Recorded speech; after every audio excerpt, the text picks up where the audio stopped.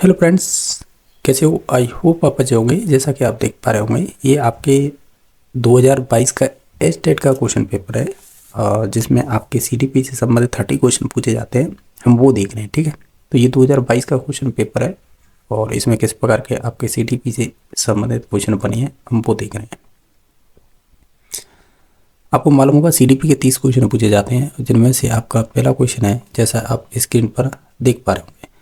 इसमें पूछा है कि जैसे अभिप्रेरणा के आवश्यकता अनुक्रम सिद्धांत का प्रतिपादन किसने किया था, यानी जो आपकी नीड हायरार्किक थ्योरी है वो किससे संबंधित है।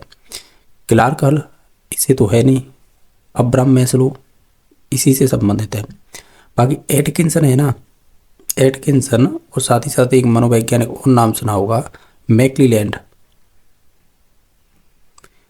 तो इन्होंने तो आपका उपलब्धि अभिप्रेरणा सिद्धांत दिया था। उपलब्धि अभिप्रेरणा सिद्धांत, ये आपका ऐसे बोल सकते हैं अचीवमेंट मोटिवेशन थ्योरी दी थी। तो उनके ये सहयोगी रहे थे, कौन? एटकिंसन। बाकी थॉमसन है ना, ये बुद्धि का चैप्टर पढ़ेंगे ना, उसमें एक सिद्धांत आता है कि सैंपल थ्योरी किसने दी थी। तो वो सैंपल थ्योरी है ना, वो थॉमसन के द्वारा दी गई थी। बाकी क्लार्क हल है ना, इन्होंने तो आपके पुनर्वलन का सिद्धांत दिया था। पुनर्फलन का सिद्धांत, हालांकि स्किनर भी आते हैं लेकिन पहला नाम इन्हीं का आता है। इनके अलावा इन्होंने एक चीज़ होती थी, ड्राइव रिडक्शन थ्योरी, ये भी ध्यान रखना है क्योंकि ये भी क्वेश्चन बन जाता है। ड्राइव रिडक्शन थ्योरी यानी इसे हिंदी में कहेंगे चालक न्यूनता का सिद्धांत, ठीक है। ये ध्यान रखना। हमने देखो क्या क्या चीज़ बात कर ली। हमें पूछा था अभिप्रेरणा की आवश्यक अनुक्रम या पदानुक्रम बोल सकते हैं, इसी अनुक्रम की जगह आवश्यकता अनुक्रम या पदानुक्रम का सिद्धांत है। ये किसने दिया था? अब्राहम मैस्लो ने। और ये मानवतावादी कहलाते हैं, कौन? अब्राहम मैस्लो, ये ध्यान रखना है। और साथ ही साथ इन्होंने समाज में किस प्रकार व्यक्ति को आवश्यकता होती है उनके लिए 5 स्टेपों को बांटा था।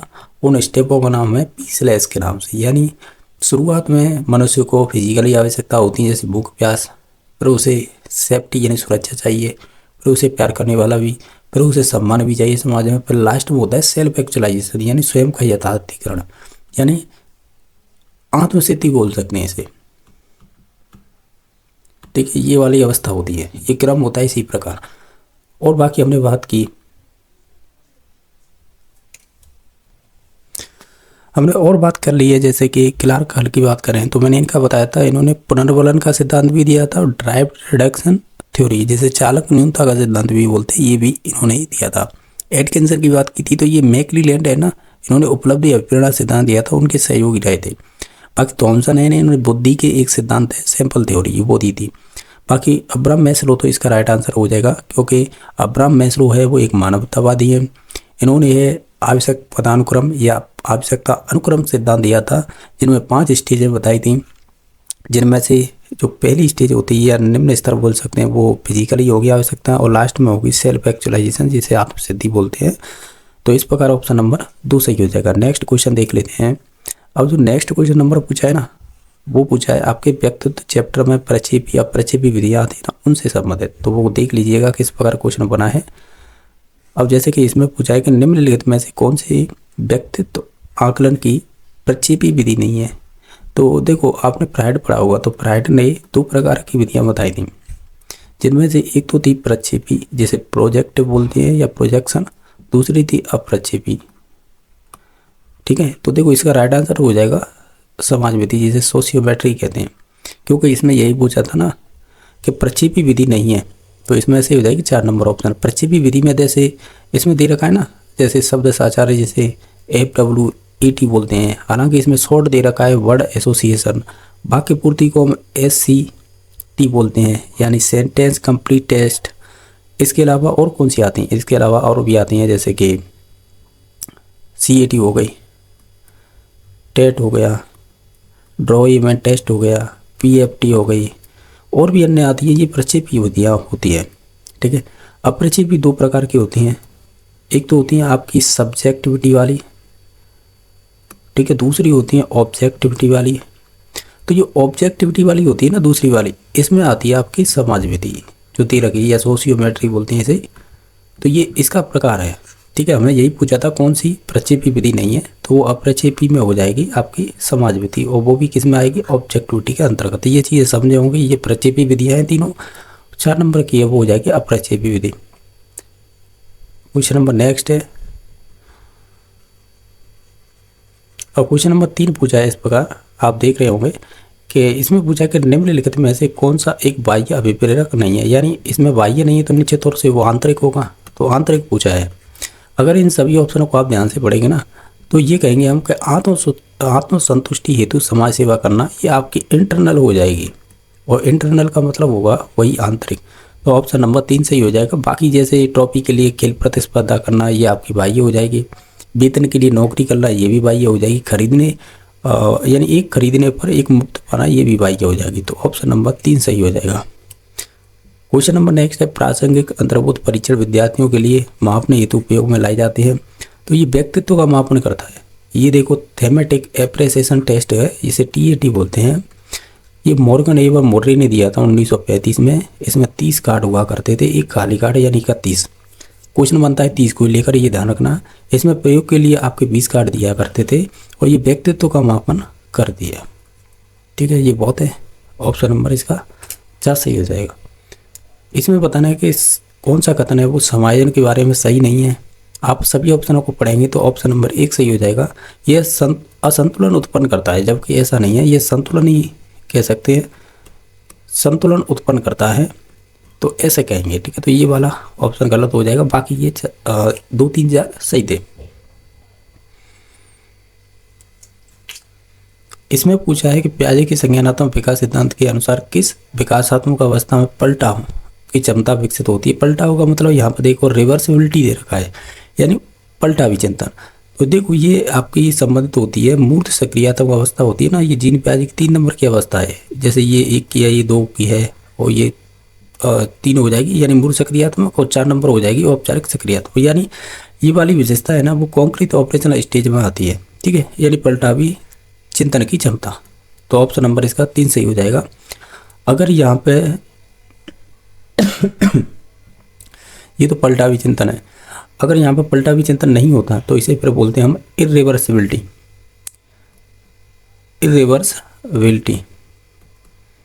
तो फिर ये कि फिर किसकी क्षमता होती, ये फिर ये विशेषता आती है आपकी पूर्व सक्रियात्मक, यानी पूर्व सक्रियात्मक अवस्था में इर्रिवर्सिबिलिटी होती है, यानी पलटावी चिंतन नहीं होता है, जबकि मूर्त सक्रियात्मक अवस्था में पलटावी चिंतन होता है। तो इस प्रकार इसका ऑप्शन नंबर 3 सही हो जाएगा।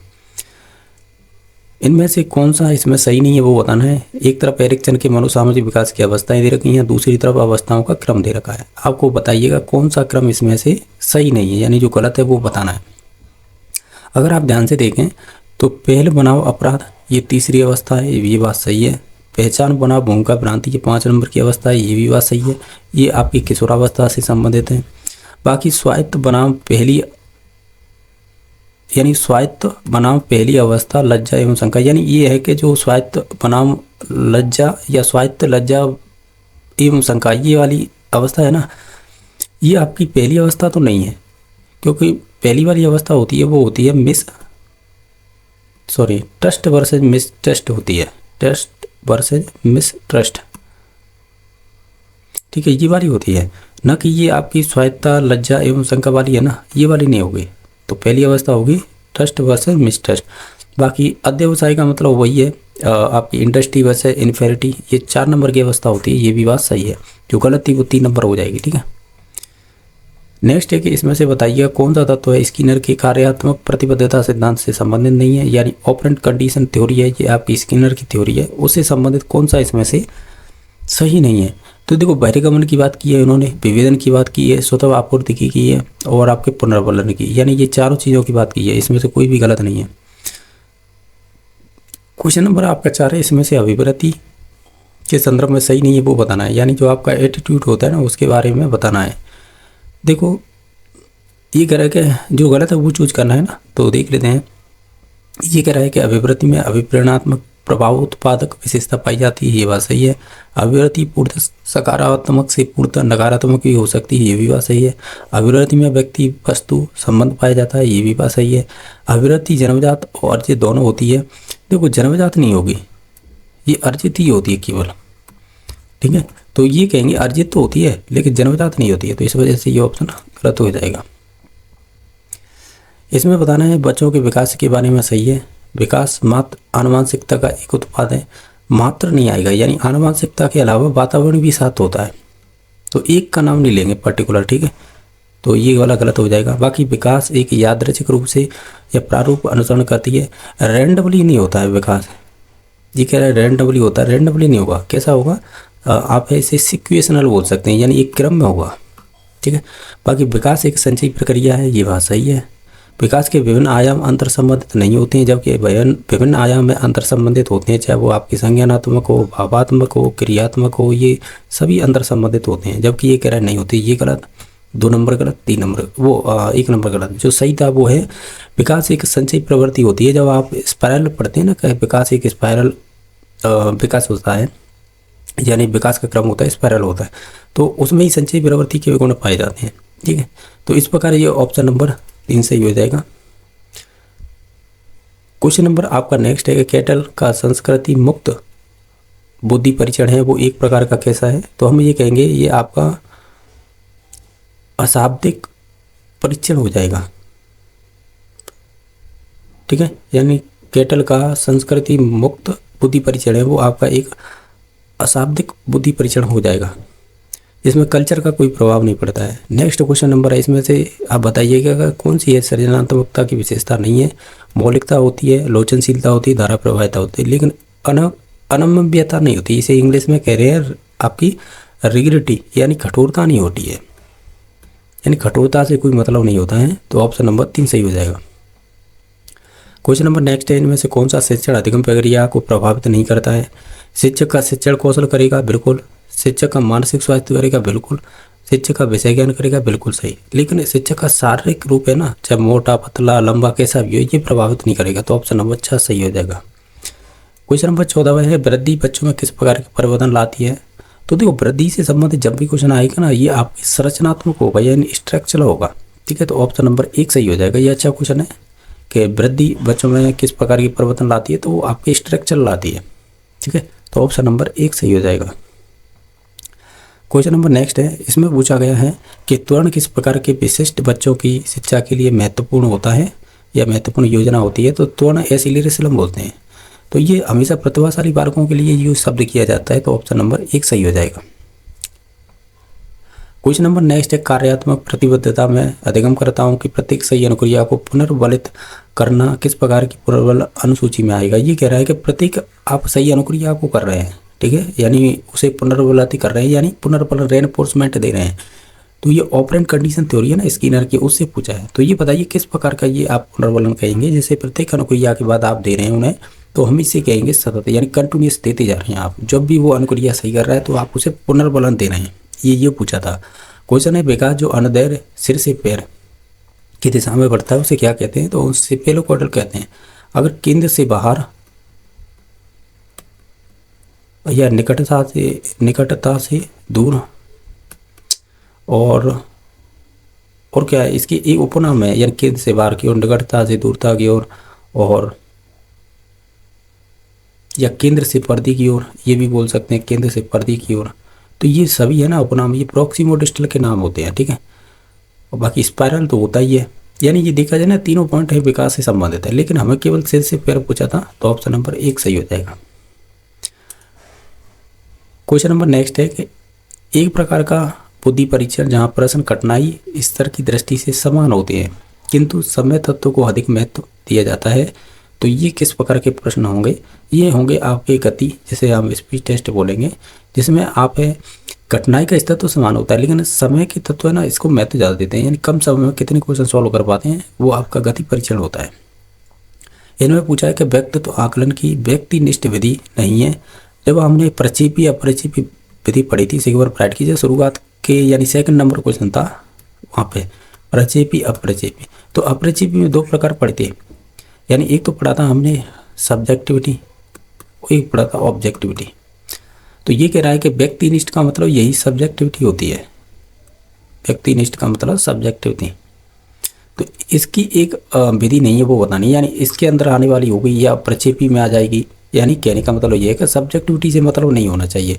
तो देखो सब्जेक्टिविटी में आपकी साक्षात्कार आ जाएगा, अवलोकन आ जाएगा, आत्मकथा आ जाएगा, लेकिन शब्द साचार है ना, ये आपकी प्रक्षेपी विधि है, जिसे वर्ड एसोसिएशन कह रहे हैं, इसे ही हम FWAT भी बोल देते हैं, FWAT। तो ये प्रक्षेपी विधि का उदाहरण है। तो इसमें से संबंधित नहीं होगी, वो 4 नंबर हो जाएगी। क्वेश्चन नंबर नेक्स्ट है कि मीनल बुद्धि में औसत है, सृजनात्मकता में निम्न है और समायोजन में उच्च स्तरीय है। तो ये उदाहरण किसका है? तो ये संबंधित हो जाएगा आपकी अंत व्यक्तिक विभिन्नता का। ठीक है, तो ऑप्शन नंबर 2 सही हो जाएगा।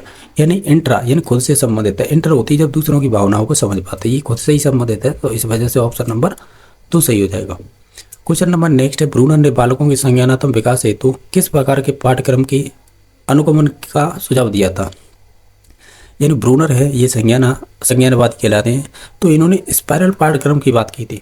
किसकी? स्पाइरल। तो ऑप्शन नंबर इसका 3 सही हो जाएगा। बाकी विकास के सामाजिक सांस्कृतिक सिद्धांत को किसने विकसित किया था? तो ये आपके वाइगोत्स्की से संबंधित हो जाएगा। तो ऑप्शन नंबर कह सकते हैं 1 सही हो जाएगा। बाकी एरिक्सन का तो मनोसामाजिक सिद्धांत। ठीक है, बाकी कोलबर्ग का नैतिक विकास सिद्धांत हो जाएगा। और आपके जो ब्राउनफेयर-ब्रेनर है, इन्होंने तो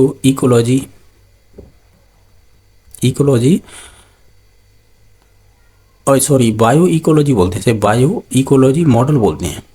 ठीक है, इन्होंने ये 5 स्टेप बताए थे, आपको ध्यान होगा, जैसे माइक्रो सिस्टम, मीजो, एक्जो और आपको मैक्रो, फिर उसके बाद क्रोनो सिस्टम, ये 5 स्टेप बताए थे। ठीक है, तो हमने सभी की बात कर ली। ओवरऑल हमने प्रीवियस में क्वेश्चन करे थे, वो भी देख लिए थे।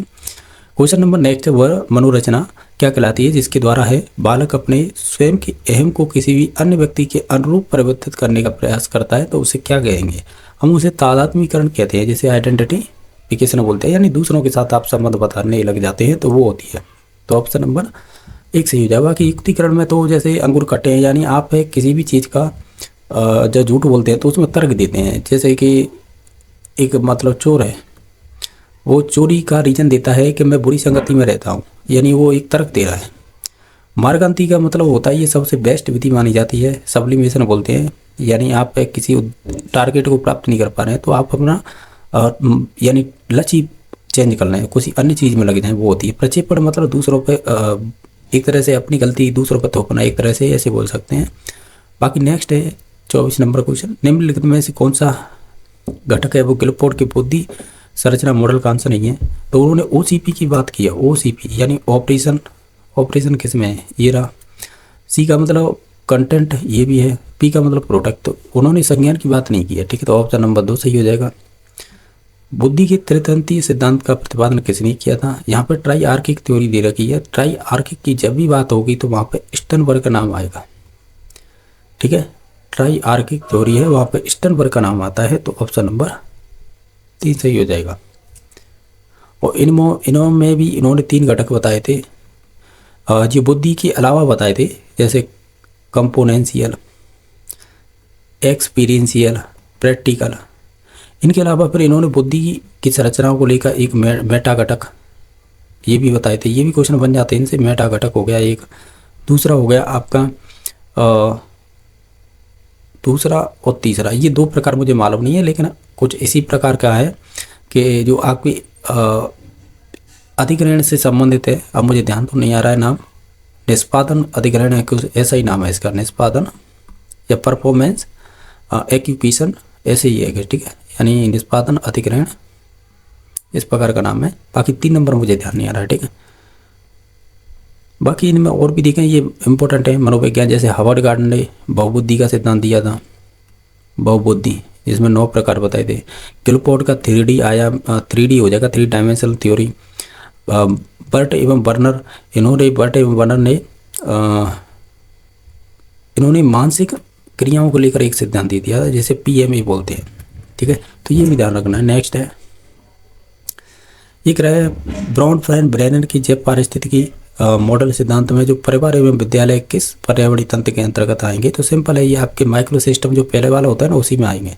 और इन्होंने 5 स्टेप बताए थे। माइक्रो, मीजो, तो मीजो इसमें है नहीं। फिर उसके बाद देखो माइक्रो, फिर उसके बाद मीजो सिस्टम, मीजो के बाद एक्सो सिस्टम, एक्सो के बाद macro system, MACRO macro system, और फिर उसके बाद आता है क्रोनो सिस्टम। 4 ये और एक ये 5 हो गए ना, तो इसमें माइक्रो वाला पूछा था। अब इसकी नेक्स्ट क्वेश्चन देखते हैं, इसमें से कौन सा सही नहीं ये बताना। एक तरफ सिद्धांत दे रखे हैं प्रतिपादकों के, और दूसरी तरफ सिद्धांत के नाम दे रखे हैं, यानी जो प्रतिपादक है उनके नाम इधर की तरफ, उधर की तरफ उनके सिद्धांत। जैसे जीन पाजी ने संज्ञानात्मक विकास सिद्धांत दिया था, ये बात सही है। पांडुरंग ने सामाजिक अधिगम सिद्धांत दिया था, ये भी बात सही है। एरिक्सन ने मनोसामाजिक सिद्धांत दिया था, ये भी बात सही है। दूसरी ओर वाइगोत्स्की ने नैतिक विकास सिद्धांत नहीं दिया था। ये तो आपके या तो जीन प्याजी नाम आएगा यहाँ पे, या जीन प्याजी नहीं दे रखा है तो फिर इसके ऑब्लिक में आएगा कोलबर्ग, ठीक है। बाकी वाइगोत्स्की ने तो आपका सामाजिक सांस्कृतिक सिद्धांत दिया था, ठीक है। तो ऑप्शन नंबर 4 सही हो जाएगा। इसमें पूछा है कौन सा है समायोजित व्यक्ति की एक विशेषता नहीं है। आप इन सभी ऑप्शनों को पढ़ेंगे तो व्यवहार में अनम्यता ये नहीं होगी, ठीक है, यानी व्यवहार में कठोरता होना एक तरह से, ये नहीं होगा ऑप्शन। बाकी ऑप्शन देख लेते हैं, यानी क्वेश्चन ये कह रहा है 29 नंबर कि मानसिक स्वास्थ्य संपूर्ण व्यक्तित्व का एक पूर्ण और सामंजस्यपूर्ण कार्य है। ये मानसिक स्वास्थ्य की यह परिभाषा किसके द्वारा दी गई थी? तो ये संबंधित थी आपकी हेडफील्ड के द्वारा। नेक्स्ट क्वेश्चन है, इसमें से कौन सा मनोवैज्ञानिक है जो गेस्टाल्टवादी से संबंधित नहीं है? कॉलर है, कोप्पा है, मैक्स वर्दिमर है। लेकिन आपका क्रेसमर नहीं होगा, क्रेसमर तो आपके व्यक्तित्व से संबंधित है, उसमें प्रकार बताए थे ये। और ये क्रेसमर है ना, ये सेल्डन का गुरु है। सेल्डन ने 3 प्रकार के बताए थे, एक्टोमॉर्फिक, मीजोमॉर्फिक और एंडोमॉर्फिक। तो ये सेल्डन का ही गुरु रहा था क्रेसमर।